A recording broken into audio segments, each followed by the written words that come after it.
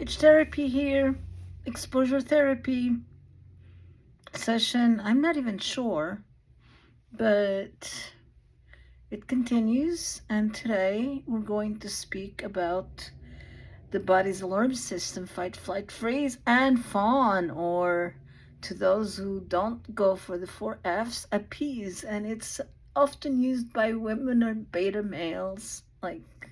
You see it very often in primates, in animals, in dogs, and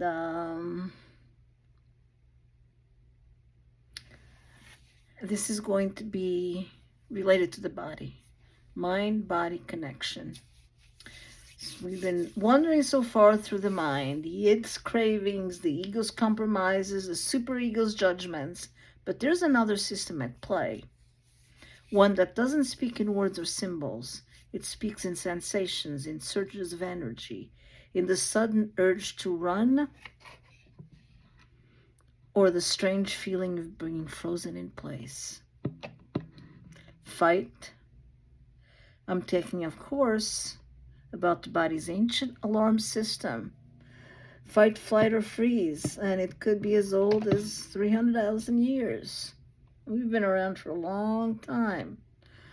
Now, to understand this, we have to travel back much further than 19th century Vienna.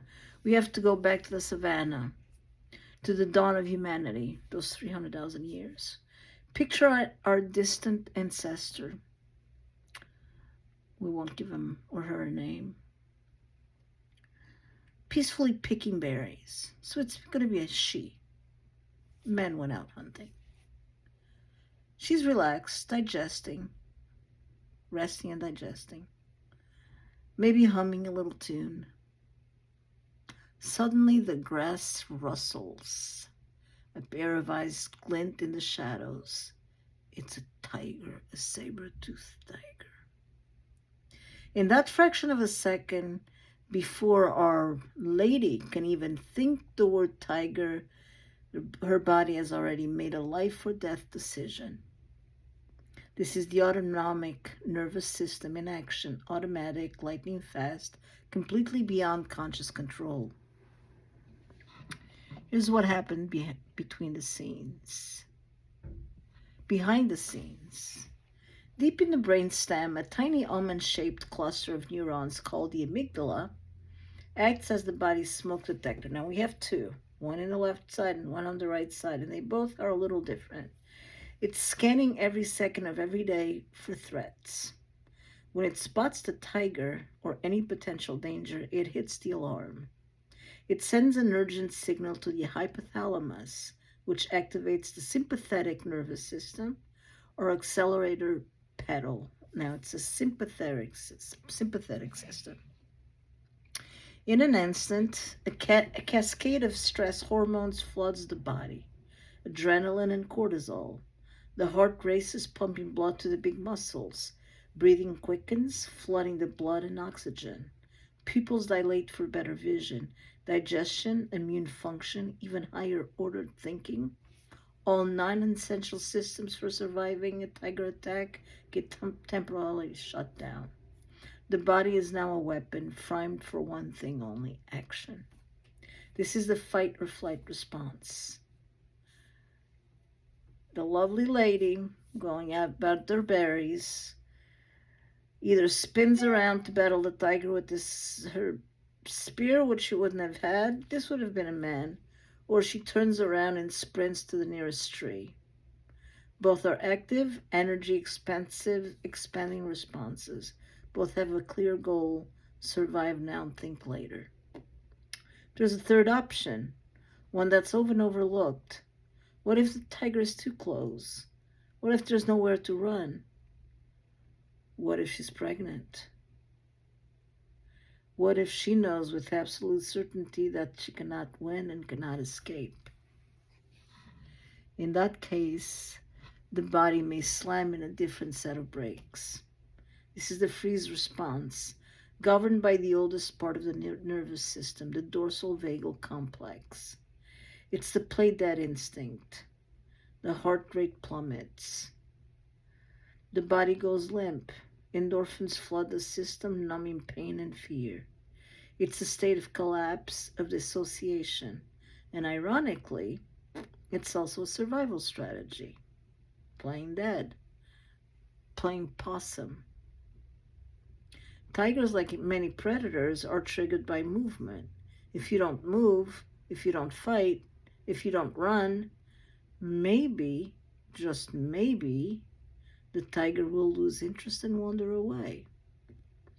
Now, here's the problem. Our bodies haven't evolved much since that time. The same system that protected this lovely lady from tigers is still running the show today.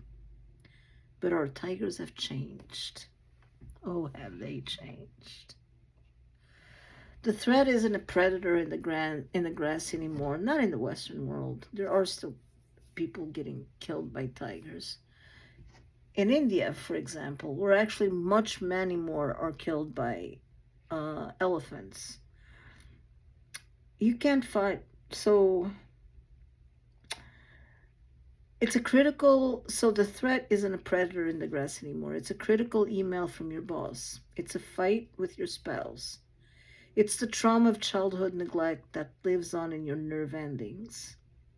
And the body doesn't distinguish. A social rejection can trigger the same cascade of stress hormones as a physical attack. So what happens? You can't fight your boss. You'd get fired. You can't flee your spouse. You love them. And you can't freeze a meeting. You have to function. So the energy of the survival response gets trapped in the body. The adrenaline has nowhere to go. The cortisol keeps circulating. The muscles stay braced for an attack that never comes. It's the root of so much modern suffering.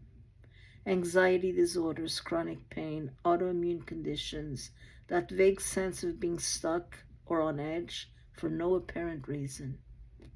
That body is still in the grass, waiting for the tiger. This is where therapy comes in.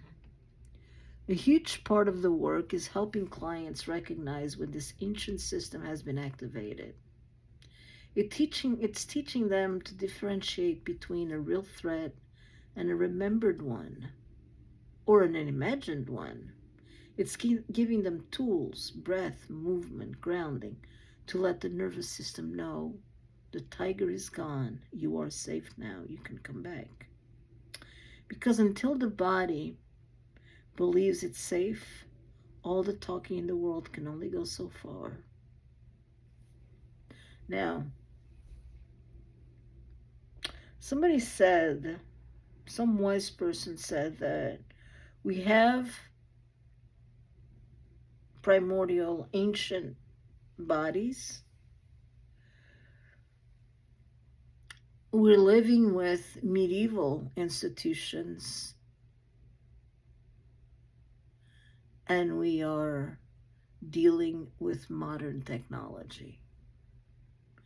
And these three are driving us nuts. Suicide rate is up, disconnection is down, connect is primordial. We need to connect. We're not connecting. We're using screens. We're scrolling and scrolling and scrolling. We're watching tigers and accidents and fights and porn and beautiful women and great cars and mansions and impossible dreams, and we are also watching everything that is happening all around us, all over the world. We're keeping track of 8 billion people, but we're not keeping track of ourselves. We're not taking time to breathe. We're not taking time to assess how our heart rate is going when we breathe in and we breathe out. We're not keeping track of our glucose levels, depending on what we eat. We're just running on empty. Running, running, running. And that ancient lady, that warrior that used to go out, Men actually had rituals. They would get together, they would dance, they would do rituals that enabled them. And a lot of these rituals, a lot of these practices, we still use today to deal with anxiety. We beat our feet, we do this, we do this, and that's part of the ancient rituals that men used to do to prepare to go out on the hunt. We need to watch what they still do, what they used to do to prepare for the hunt, and we need to do those every day, because that's what enabled them to come back with food, protein, and hopefully all of them, because they had a community. They did it collectively together. That's another thing we've lost. We've urbanized, we've compartmentalized, and now we're all alone, struggling with our misery. And it's my objective to change these things. So if you have an iWatch, go look at your heart monitor, take deep breaths. On the out breath, you'll see that your heart rate will go down, and that's called biofeedback. So that's my first biofeedback exercise, and I have more. Thanks. Mage Therapy here.